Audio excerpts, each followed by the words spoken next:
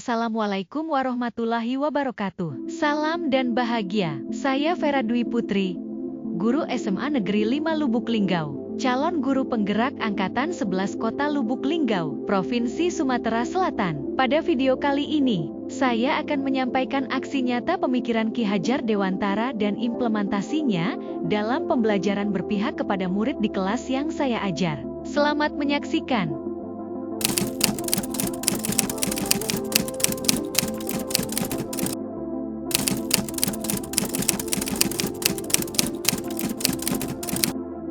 Saya merasa senang banyak mendapatkan pencerahan, berbagi pandangan, dan solusi mengenai konsep pemikiran Ki Hajar Dewantara, khususnya konsep guru berhamba pada murid, dan implementasinya terhadap pembelajaran yang berpihak pada murid. Setelah merefleksikan diri saya terhadap konsep menghamba pada murid, saya merasa bahwa diri saya belum menjadi guru yang baik dalam mengimplementasi pembelajaran berpihak pada murid. Saya merasa belum sepenuhnya memberikan pelayanan, serta memfasilitasi belajar sesuai kebutuhan, yang menjadi kunci penting dalam menciptakan lingkungan pembelajaran yang inklusif dan bermakna.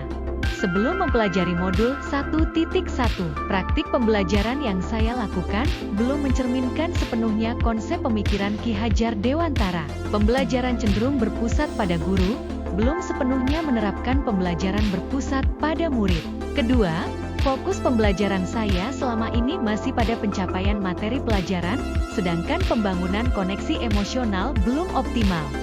Dan yang ketiga, saya belum optimal meluangkan waktu di luar jam pelajaran untuk berinteraksi dengan siswa secara lebih personal, seperti melalui konseling, mentorship, atau kegiatan ekstrakurikuler yang memungkinkan saya dan siswa untuk berbagi minat dan kebutuhan, serta hambatan belajar mereka.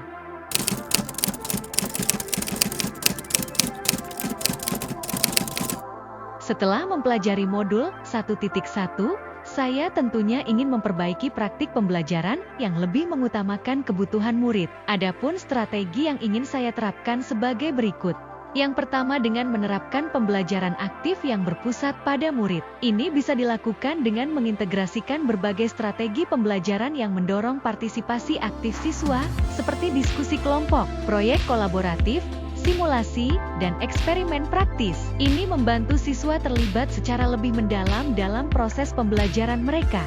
Diferensiasi pembelajaran, saya dapat mengadaptasi metode pengajaran dan materi pembelajaran agar sesuai dengan kebutuhan individu mereka.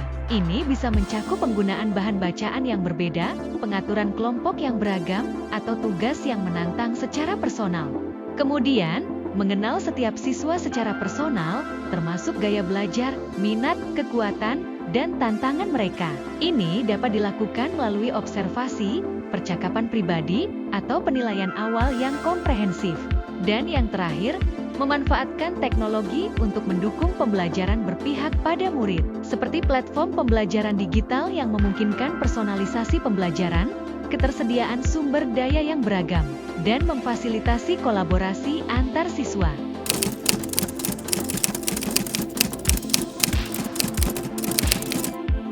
Dalam pelaksanaan aksi nyata ini, langkah pertama yang saya lakukan adalah berdiskusi dengan rekan sejawat, kemudian menyusun perangkat pembelajaran yang terdiri dari modul ajar, bahan ajar, LKPD, dan perangkat lainnya. Kegiatan pembelajaran yang saya laksanakan menggunakan model pembelajaran Discovery Learning, di mana model pembelajaran ini dapat menjadikan siswa lebih aktif dalam pembelajaran. Dalam pembelajaran ini, siswa dibagi dalam kelompok. Setiap kelompok terdiri atas 3-4 orang. Saya meminta peserta didik bergabung di kelompoknya masing-masing dan memastikan peserta didik berbagi peran dalam menyelesaikan masalah. Langkah selanjutnya, peserta didik diarahkan untuk mengamati stimulus berupa video seorang yang memasukkan es batu ke dalam air panas yang secara klasikal. Ini merupakan tahap pemberian rangsangan atau stimulation. Setelah mengamati video, peserta didik menuliskan daftar pertanyaan yang bisa muncul setelah memperhatikan video. Peserta didik menuliskan hipotesis yang merupakan jawaban dari pertanyaannya pada LKPD.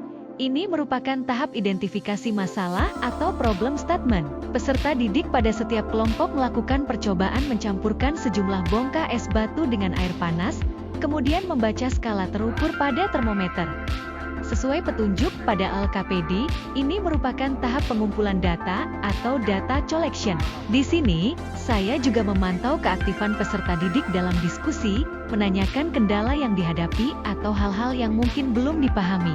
Langkah selanjutnya adalah pengolahan data dan pembuktian. Setiap kelompok menganalisa hasil percobaan tersebut, kemudian menuangkannya dalam bentuk diagram yang digambarkan di LKPD. Setelah itu mempresentasikannya ke depan kelas. Di sini kelompok lainnya boleh memberikan pertanyaan atau masukan. Saya memfasilitasi peserta didik untuk aktif berbicara dan memberikan apresiasi kepada mereka. Dan langkah terakhir, membuat kesimpulan hasil diskusi. Pada kegiatan penutup, saya dan peserta didik bersama-sama melakukan refleksi atas pembelajaran yang telah berlangsung. Apa saja yang telah dipelajari dari kegiatan hari ini? Apa yang menjadi kendala pembelajaran hari ini? Tantangan dan solusi. Tantangan. Masih ada beberapa murid yang kurang percaya diri dan tidak berani tampil aktif pada kegiatan pembelajaran.